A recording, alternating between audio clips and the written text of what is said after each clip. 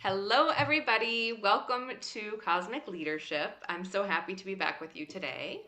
Today, we are chatting with a very dear friend of mine. Her name is Bridget Sisko.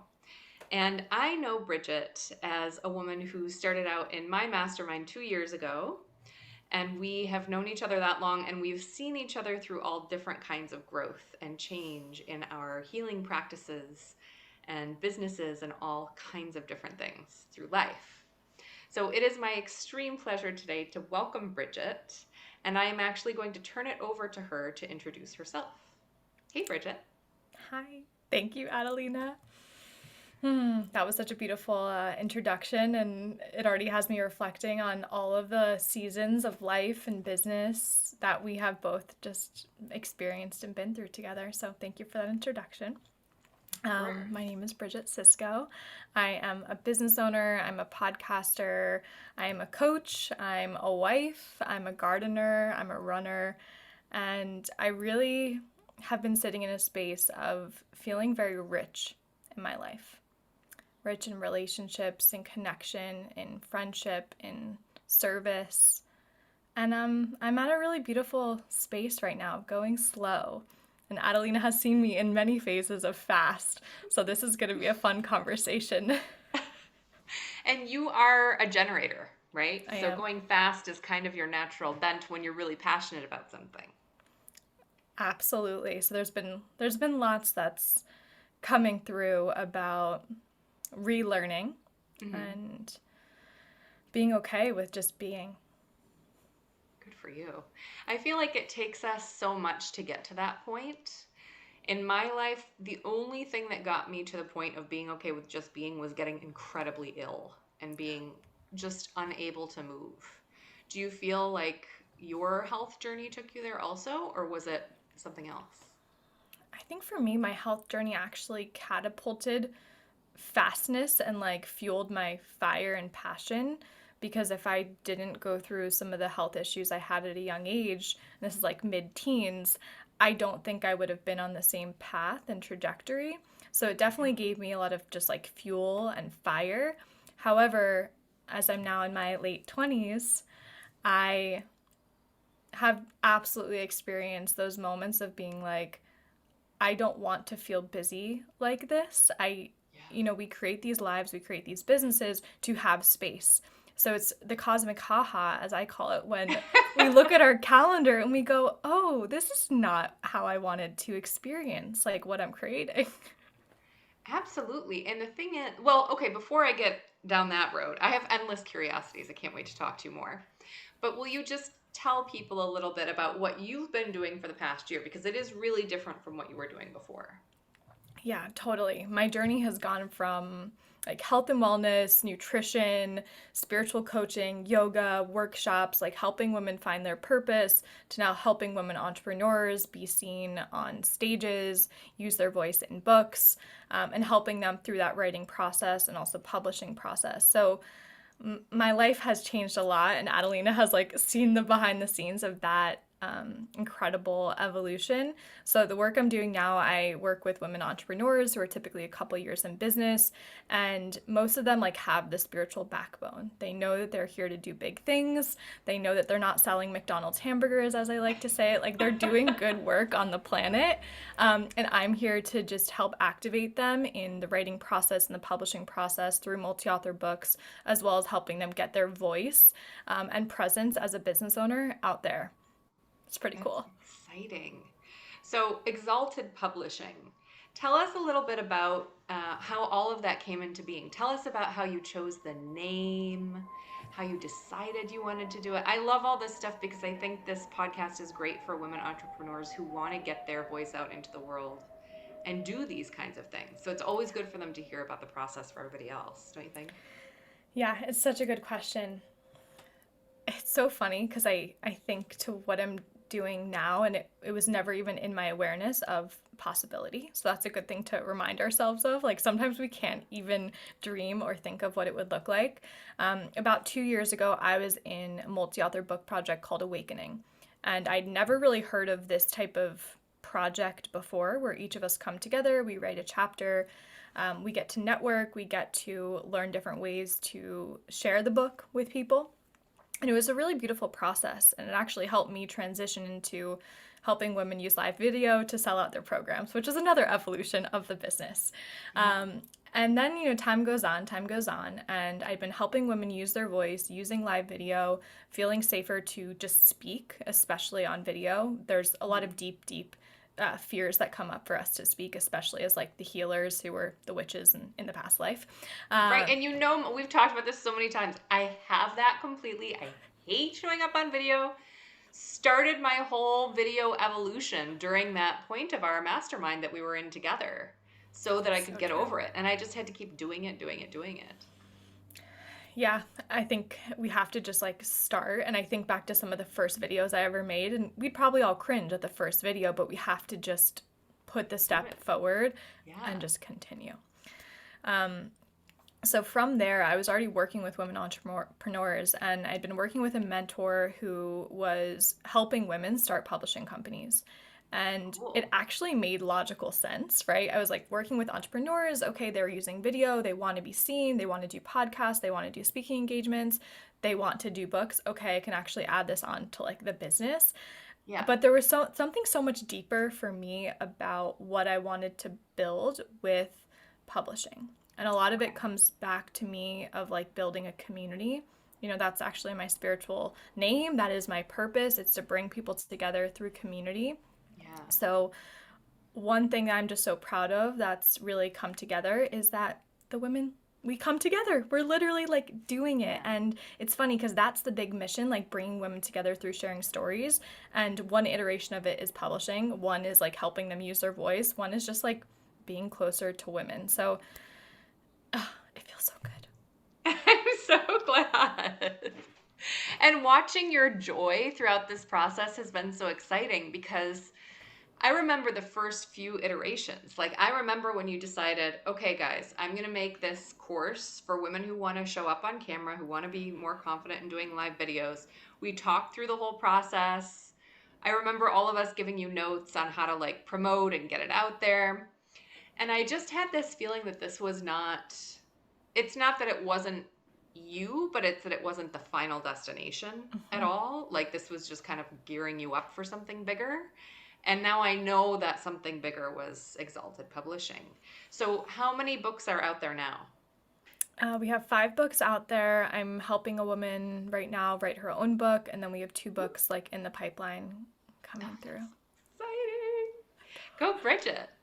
So all of these women are spiritual entrepreneurs in some form, right? Okay. Yeah. And I have like this vision of, one way I see in my own eye of how we can shift consciousness in the world is by having more women business owners who are doing good things on the planet, making more money.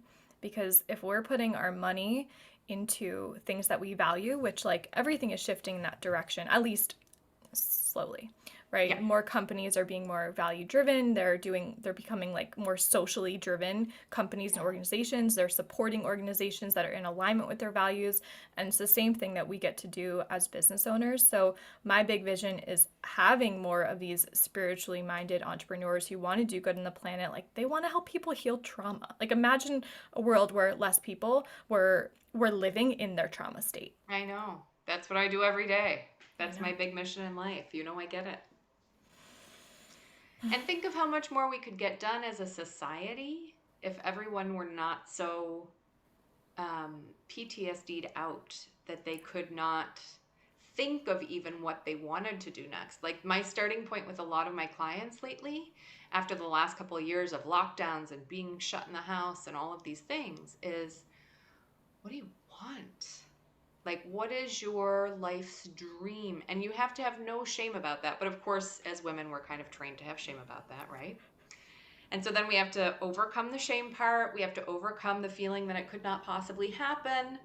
And I use my own process, transformational healing, that I developed because that's what's always worked for me and for a lot of my clients. But I think people need to use whatever works for them. Like if doing 100 lives on Facebook in 100 days works for you, do it. Like there are so many different healers and so many different people on the planet that having more healers put their work out there to help people overcome trauma can only help.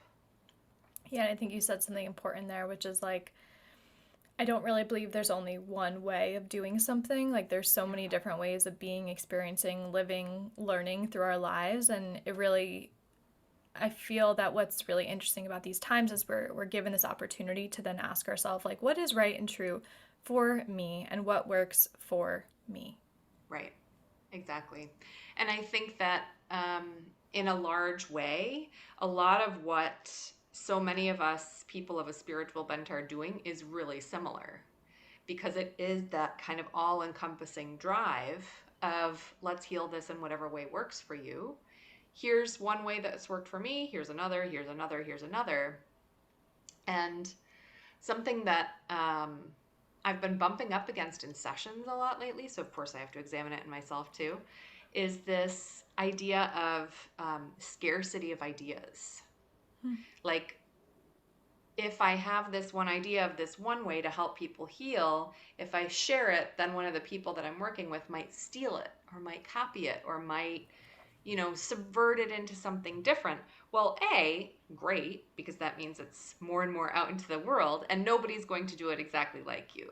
Everyone is so different. Everyone's style and presence is so different that if someone is attracted to their way of doing it and it is somewhat similar to yours, that's okay. They're not attracted to you, so move forward. But also just that idea that, like, there is no scarcity of ideas. As I create more and more, like right now I'm creating a major digital course. It's taking me months, and I'm turning it into a book as well as I do it. But it's awesome and it's amazing. But as I create the next module and the next chapter, another one comes. So I'm like almost never done. I am going to have to figure that out at some point. But as you keep creating things, more will come. Like, it never runs dry. And I think that's one of the things that I love so much about Exalted Publishing is you're just like, yeah, let's keep going. We've got 5 books out. We've got 2 more going. Let's have plenty. Let's not live in this mindset of scarcity of like, oh, we can only put out so many books with people doing similar spiritually entrepreneurial things. I have a couple of thoughts on this. First is, have you read the book Big Magic by Liz Gilbert? Elizabeth Gilbert. And she was on Glennon Doyle's podcast last week. Have you listened yet? No, I haven't. Oh my God, she tells the most incredible... Okay, I don't want to ruin it for you, but just for anyone who hasn't listened yet, no spoilers. But she finally tells the story of her last love relationship, and it's like so moving and beautiful. And she talks about God in such a way that is in alignment with everything that I believe about God. Like, just, you have to go listen. It's too incredible. That sounds phenomenal. And her kind of concept, or her way of putting to words this idea of like collective consciousness of ideas and the abundance of ideas, and how, like, I literally see it as the visual, like there's this huge vast space of ideas, possibilities, and then we each are like these individual vessels who the idea can like come down through, and then we as the individual have the choice to like go forth. And if we don't go forth, it might kind of pop up and then go to the next. And that's okay too. Like, if we don't feel like going forth at that moment, that's okay. Even just in the last podcast I recorded, I had a major brainstorm, a major idea that could be like $1 million idea. I have no energy or time to do that right now, and I kind of don't care. I mean, I care. I want it to go into the world. But I even say in that podcast, like, anyone who wants to take this idea and run with it, do it, because it should be out there. And sometimes that's how things come into the world too. Maybe you get an idea, you don't have time to do it, so you give it to someone else, and then they make it happen. That's also perfect, Yeah, and I have another example of this that I think is helpful. I'm a part of a community of other female publishers who are doing the same thing. We're all typically like the spiritual woman, so we're all doing the same thing. And in one way, we could look at it and say, oh shit, like there's competition everywhere. How are we going to figure this out? But it's been so healing, because what I found is that these are the women who these are the women who would support you in any moment. They would share about your project. They would share your book for you. So it completely has like dissolved that as a even potentiality in my mind. I'm sure there's glimmers that it still comes back in, but you know, when we have those examples that that's not true in our actual physical reality, it's like, oh, Exactly. And I think that is often the way it goes. The minute people drop that, oh my God, it's competition, then they can just back each other up. yep, And that brings everybody more clients, more work, more whatever it is that you're looking for. absolutely. Yeah. So I wanted to talk to you about your new podcast. As Bridget and I were getting ready to start recording, she was telling me the name of her new podcast, and the Pleiadians immediately started channeling in to the point that I could barely keep my eyes open. Like, you have to talk about this. It's really important. So let's just talk and see what comes of it, okay? All right. So here is, I've always been, I love having people to look up to. And I see myself, I am not shameful in desiring money. I think if we do good with money, it's a beautiful thing.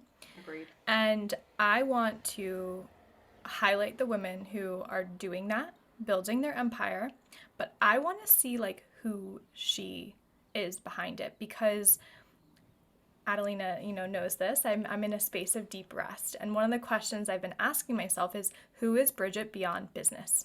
Yeah. Because it's so easy to identify with something you love and have so much like passion and heart for. Yeah. So we're in that process. That is really cool. Can you answer that question for us? Do you know yet? Yeah. Today, just before this, I went outside in my backyard. I have two beautiful garden beds, which my dog was trying to eat my Swiss chard yesterday. Not cool. My husband goes, at least he's healthy, Bridget. Right. So there was that. Cutie. So I go outside before, and I just sat there. I just put my feet down on the ground. I parked my butt down. It is such a beautiful day here in New Jersey. And I just felt so okay and alive and present, like right there. That's awesome. That's very cool. So embracing boredom, embracing nothingness, embracing space in my schedule. Those are all part of Bridget beyond business. And it's been a blessing to meet her, and it totally has come with, it's like, oh my God, what the F? But you do also have so many interests, like permaculture, gardening. You know, you and your husband do all of these sporty things, breath work. You have many, many hobbies. So it's not as if you're sitting around eating bonbons. You're probably doing other things. Yes, correct. I am doing other things. But even to like detach from those things. So I know that this has been like a lesson I've been meant to learn. We ran a 20-mile race in May. And my husband and I we like amplify everything together, right? So when we have Is a he a goal, it's generator like, too? he's What a is he? manifesting generator. Okay. All right, good. Yeah. So we just like, as soon as we have a goal, and it's been like this our entire relationship, it happens, and it's just, there's just no stopping it.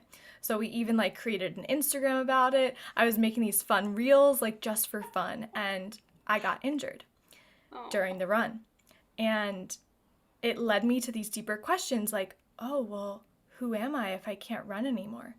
So there's the huge lesson for me is like overly identifying with passions, hobbies, business. And I think all of us do this, and it helps us, of course, as humans on the 3D plane.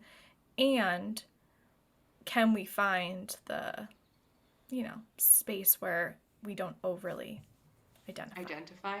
I mean, that's such an interesting perspective too, because one of the blog posts I was just writing was about how I've gotten so deeply into astrology lately. Like, I just love it to the point that I did a live last week, and somebody got on and said, are you thinking about switching careers? And absolutely not thinking about switching careers at all.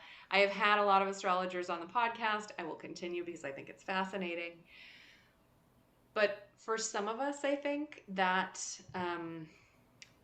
identification either with a hobby, with a career, or with like a particular star sign or whatever it may be, that helps us feel less judgmental. Like for me, for example, because I am such a work person, I'm so work driven. I can always say, like, well, that's natural for me because I have Mars here and I have Gemini here. And so I'm supposed to love to work and love to share and all of these things. And I do. But it helps me be less judgmental of myself when I do workahol, which, I mean, I do sometimes. Or if I'm feeling really sensitive and that is like problematic for me at times if I have a lot going on, then I can just say, okay, I accept myself for being super sensitive. I have a lot of I'm a double Cancer. It's okay. Are you? So I get what you're saying about like not identifying as anything. And I think that probably is the goal. But for me right now, anyway, what I need is self-acceptance first. Mm-hmm. And so identifying myself in certain ways kind of like helps me get there. You know what I mean? I think that's really helpful. And I think with things like human design or astrology, I think those are the languages to help us accept ourselves. Yeah. And what was really helpful about this experience of getting injured after identifying as this like trail runner who was going to run 30 miles next month. Yeah. To say, I am enough even if I can't do that. Totally. Oh. And you also are enough in so many other ways too. Like you're also a yogi, you love to hike. Like if you couldn't run ever again, you still would have other physical things you love to do. And if you couldn't do those, you'd come up with other amazing, like you have no shortage of passionate energy about like everything you touch. So thank you. Yeah. I would not worry. I mean, I would worry about you because that would suck to not be able to run anymore, but you would still find ways to make yourself happy. I would, absolutely. So when you're thinking about this kind of behind the veil work with women on your new podcast, you said you started recording some episodes. What are you finding? It was funny because the first one was with this incredible woman who sold her company for millions of dollars. Oof. And I noticed myself nervous to interview her, which is hilarious. Aww. Because I've probably done 400 plus interviews like in the last couple of years, so that was funny. Yeah. And humans, that's what I found. I found just like humans who just experienced like the entire spectrum of emotions, and that's what I really want to portray, because we're in a time where leadership is shifting. And to put leaders on a pedestal and pretend that they're not human is doing nobody a service. Like, that doesn't help anyone. So I want the world to be able to see people who we deem as like super successful, right? Monetarily, typically like building a big business, building a big brand, and also highlight like who is the human that was navigating this growth and like what did it look like? Because I can tell you very honestly, my growth is not linear. It's like circles and cartwheels and like flips sideways and then like digging myself into a ditch sometimes, like, and then curling over. Like, it's funny. And I want people to be able to see that so they can identify with wherever they're at and whatever journey they're on. Like, It's okay to experience. Yeah. And I don't think anyone's journey is linear. I have to say I've interviewed a lot of women entrepreneurs, not anywhere near 400, Bridget, because I just started having people on the podcast. But, even in my time with the UN, I was always interviewing people. I've never seen anyone's trajectory be completely linear, to be very honest. I wonder if that even exists. Probably not. Yeah. But it's funny because if you think about, I think books do a great job of this, podcasts do a great job of this, because you can really like dive into the story. And in a book, you're going to hear Glennon Doyle talk about the marriage that didn't work out and the challenges that she's facing. Like, it's amazing. And we relate to that as humans because we're like, yes. Oh, yeah, I hear her. Yes. And social media is funky because we don't always see that. Watching the news or TV, sometimes we don't get to see that. So we need more of that, I just think. I just want to humanize humans. I love that. I'm so excited. Thank you. So when can we start listening? When does it come out? June 21st. Exciting. Oh, I can't wait. Solstice. Solstice. What are you doing for the solstice, my love? I have an incredible yoga teacher, Kundalini Yoga teacher here in New Jersey. Mm-hmm. And we are all going to her home and we're going to do a practice outside and we're going to eat dinner all together. That's so nice. Oh, Yay. Oh, what about you? Well, I have found a class here that I like. We don't have to go too deeply into it because my podcast listeners already know. But I will only go to Kundalini classes where we do not talk about Yogi Bhajan, worship Yogi Bhajan, idolize Yogi Bhajan. Like, I can't get behind any of that. So my Kundalini teacher here in LA is doing a special sound bath on the beach, which I love. There is nothing more heavenly to me than sound healing on the beach. Like, if I could just do that all day, I would. And probably that's kind of where I'm going. So I'm doing that.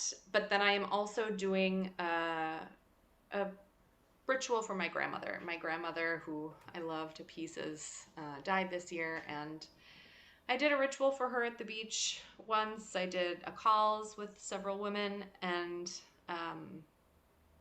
the rituals don't feel done yet. And so I'm going to do another one on solstice, because solstice was her favorite day of the year, summer solstice. It was the time when she and my grandpa would go from New Mexico to their cabin at Glacier Park in Montana. And so I want to just kind of chill with her soul that day. It's been so beautiful to hear you talk about your grandma, like, over the last couple of years. So that's so special. I love her to pieces. So that'll be really nice. And I also feel like there's something really magical about being near the water or near a beach or near a pool or something on summer solstice. Not only because it's the welcoming in of summer, but also just that feeling of the water washing away the crud of the winter. Like, I'm fresh and new again, you know? Mm-hmm. It feels so good. She does have a pool in her backyard, so...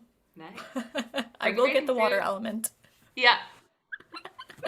That sounds amazing. I've never had a sound bath on the beach.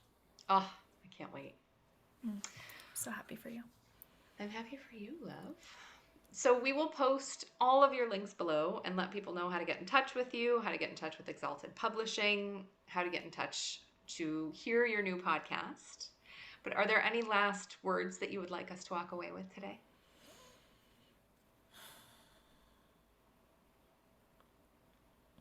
No words, which is unusual. That's profound. We'll just leave it at that. Profound.